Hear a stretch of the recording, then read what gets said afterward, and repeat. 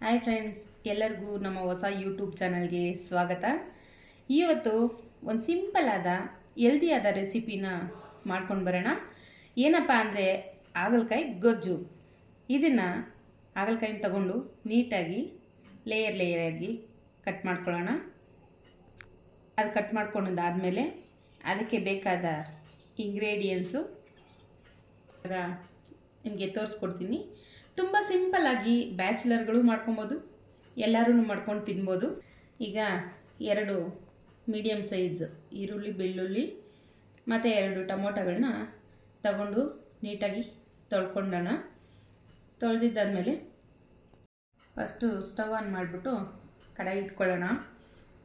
ಆಮೇಲೆ ಇವಾಗ ತೊಳೆದಿಟ್ಕೊಂಡಿದ್ದೀವಲ್ಲ ಹಾಗಲಕಾಯಿ, ಅದನ್ನು ಹಾಕ್ಕೊಳ್ಳೋಣ. ಹಂಗೆ ಆಯಿಲ್ ಇಲ್ದಿರ, ಯಾಕಂದರೆ ಹಾಗಲಕಾಯಲ್ಲಿ ತೇವಾಂಶ ಇರುತ್ತಲ್ಲ, ಅದು ಸ್ವಲ್ಪ ಚೆನ್ನಾಗಿ ಡ್ರೈ ಆಗಬೇಕು. ಡ್ರೈ ಆಗೋವರೆಗೂ ಚೆನ್ನಾಗಿ ಫ್ರೈ ಮಾಡ್ಕೊಳ್ಳೋಣ. ಅದೆಲ್ಲ ಚೆನ್ನಾಗಿ ಡ್ರೈ ಆಗಲಿ. ನೀಟಾಗಿ ನೋಡಿ ಡ್ರೈ ಆಗಿದೆ ಅಲ್ವಾ. ಇವಾಗ ಏನು ಮಾಡೋಣ, ಅದೇ ಕಡಾಯಿ ಒಳಗಡೆಗೆ ಹಾಗೆ ಸ್ವಲ್ಪ 1-2 ಸ್ಪೂನು ಆಯಿಲ್ ಹಾಕ್ಕೊಳ್ಳೋಣ. ಆಯಿಲ್ ಹಾಕ್ಕೊಂಡು ಚೆನ್ನಾಗಿ ಸ್ವಲ್ಪ ಅದನ್ನು ಬ್ರೌನ್ ಕಲರ್ ಬರೋವರೆಗೂ ಫ್ರೈ ಮಾಡ್ಕೊಳ್ಳೋಣ.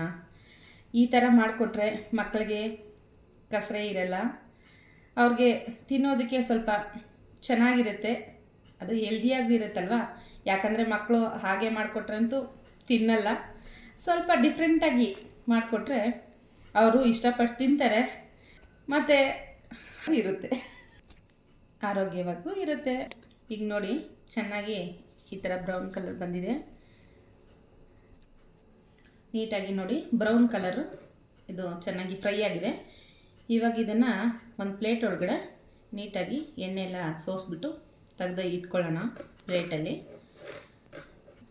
ಎಲ್ಲ ನೀಟಾಗಿ ತೆಗ್ದು ಇಟ್ಕೊಳ್ಳೋಣ. ಯಾಕಂದರೆ ಇದೇ ಜಾಸ್ತಿ ಆಯಿಲ್ ಇರುತ್ತಲ್ಲ, ಅದರಿಂದ ನೀಟಾಗಿ ಅದನ್ನು ಆಯಿಲ್ ಸಪ್ರೇಟ್ ಮಾಡಿ ತೆಗ್ದು ಸಪ್ರೇಟಾಗಿ ಇಟ್ಕೊಳ್ಳೋಣ. ಮತ್ತು ಅದೇ ಕಡಾಯಿಗೆ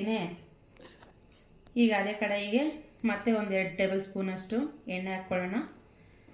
ಎಣ್ಣೆ ಸ್ವಲ್ಪ ಲೈಟಾಗಿ ಕಾದ್ಮೇಲೆ 1 ಸ್ಪೂನು ಸಾಸಿವೆ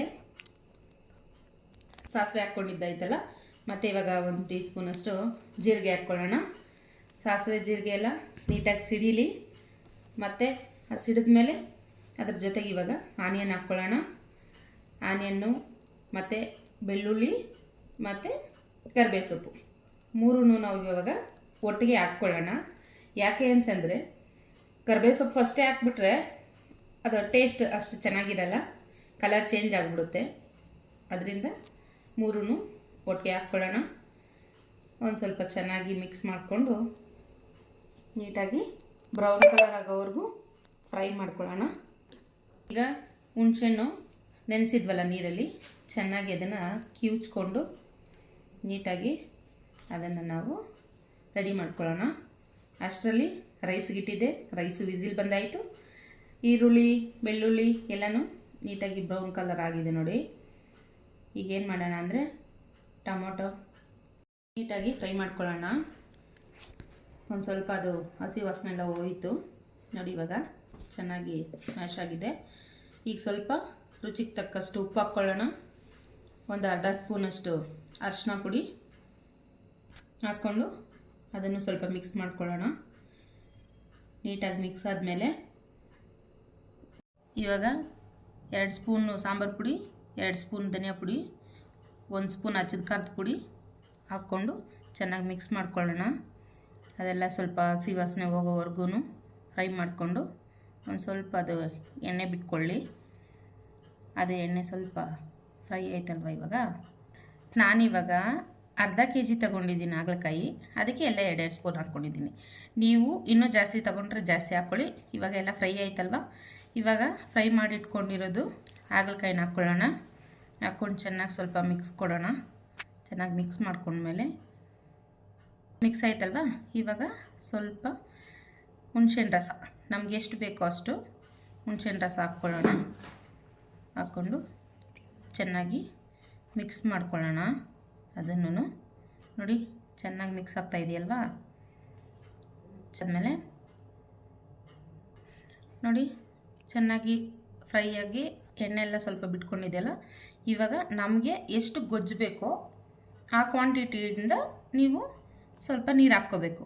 ನಾನಿಲ್ಲಿ 1 ಲೋಟದಷ್ಟು ನೀರು ಹಾಕ್ಕೊಂಡಿದ್ದೀನಿ ನೋಡಿ. ನೀಟಾಗಿ ಮಿಕ್ಸ್ ಆಯಿತು. ನೀಟಾಗಿ ಗೊಜ್ಜಿಗೆ ನಮಗೆ ಎಷ್ಟು ಬೇಕೋ ಅಷ್ಟು ನೀರು ಹಾಕ್ಕೊಂಡಿದ್ದಾಯಿತು, ಮಿಕ್ಸ್ ಮಾಡಿದ್ದಾಯಿತು. ಇವಾಗ ಸ್ವಲ್ಪ ಅದನ್ನು ಕುದಿಯೋದಕ್ಕೆ ಬಿಡೋಣ. ನೋಡಿ ಕಾಣಿಸ್ತಾ ಇದೆಯಲ್ವಾ, ಕುದಿದಾಯಿತು. ಒಂದು ಸ್ವಲ್ಪ ಪ್ಲೇಟ್ನ ಅದ್ರ ಮೇಲೆ ಮುಚ್ಚಿಬಿಡೋಣ. ನೋಡಿ ಇವಾಗ ನೋಡಿ ಚೆನ್ನಾಗಿ ನೀರು ಬಿಟ್ಕೊಂಡಿದ್ದ ಎಣ್ಣೆ ಬಿಟ್ಕೊಂಡಿದೆ ಅಲ್ವಾ. ಇವಾಗ ನನಗೆ ಉಪ್ಪು ಸ್ವಲ್ಪ ಕಮ್ಮಿ ಆಗಿತ್ತು, ಅದರಿಂದ ಇನ್ನೊಂದು ಸ್ವಲ್ಪ ಉಪ್ಪು ಸೇರಿಸ್ಕೊತಾ ಇದ್ದೀನಿ. ನೀವು ನೋಡಿಕೊಂಡು ಎಷ್ಟು ಬೇಕೋ ಅಷ್ಟು ಉಪ್ಪನ್ನು ಸೇರಿಸ್ಕೊಳ್ಳಿ. ಚೆನ್ನಾಗಿ ಮಿಕ್ಸ್ ಕೊಡೋಣ. ಮತ್ತೆ ಚೆನ್ನಾಗಿ ಮಿಕ್ಸ್ ಆದಮೇಲೆ ಇವಾಗ ಸ್ವಲ್ಪ ಬೆಲ್ಲ ಹಾಕ್ಕೊಳ್ಳೋಣ. ಯಾಕಂದರೆ ಒಂದು ಸ್ವಲ್ಪ ಕಹಿ ಇರುತ್ತಲ್ಲ, ಕಹಿ ಅಂತಂದರೆ ನಾವಂತೂ ನಾರ್ಮಲಾಗಿ ತಿಂತೀವಿ, ಬಟ್ ಮಕ್ಕಳು ಸ್ವಲ್ಪ ಕಹಿ ಇದ್ದರೆ ತಿನ್ನಲ್ವಲ್ಲ, ಅದಕ್ಕೆ ಬೇಕು ಅಂತಂದರೆ ಬೆಲ್ಲ ಹಾಕ್ಕೊಳ್ಳಿ, ಇಲ್ಲ ಅಂತಂದರೆ ಬೆಲ್ಲನ ಸ್ಕಿಪ್ ಮಾಡಿಬಿಡಿ. ಹಾಕಲೇಬೇಕು ಅಂತೇನಿಲ್ಲ, ಬರೀ ಆಪ್ಷನ್ ಅಷ್ಟೇ ಬೆಲ್ಲ. ನಿಮ್ಗೆ ಬೇಕಂದರೆ ಬೆಲ್ಲ ಹಾಕ್ಬೋದು, ಇಲ್ಲಾಂದರೆ ಸ್ವಲ್ಪ ಸಕ್ಕರೆ ಹಾಕ್ಕೋಬೋದು. ಬೇಡ ಅಂದರೆ ಎರಡೂ ಬೇಡ ಅಂದರೆ ಓಕೆ, ನೋ ಪ್ರಾಬ್ಲಮ್. ಸರಿ, ನೀಟಾಗಿ ಬೆಲ್ಲ ಹಾಕಿದ್ಮೇಲೆ ಸ್ವಲ್ಪ ಮಿಕ್ಸ್ ಮಾಡಿದ್ದಾಯ್ತಲ್ಲ, ಮುಚ್ಚಳ ಮುಟ್ಬಿಡೋಣ. ಒಂದು 5 ನಿಮಿಷ ಆಯಿತು ನೋಡಿ. ನೀಟಾಗಿ ಎಣ್ಣೆ ಬಿಟ್ಕೊಂಡಿದೆಯಲ್ಲ, ಇವಾಗ ಕರೆಕ್ಟಾಗಿ ಗೊಜ್ಜು ನಮಗೆ ಒಂದು ಅದಕ್ಕೆ ಬಂದಿದೆ. ನೋಡ್ತಾ ಇದ್ದೀರಲ್ವ, ಹಾಗಲಕಾಯಿ ಗೊಜ್ಜು ರೆಡಿಯಾಗಿದೆ. ನಿಮ್ಗೆ ಇಷ್ಟ ಆದರೆ ಲೈಕ್ ಮಾಡಿ, ಶೇರ್ ಮಾಡಿ, ಸಬ್ಸ್ಕ್ರೈಬ್ ಮಾಡಿ.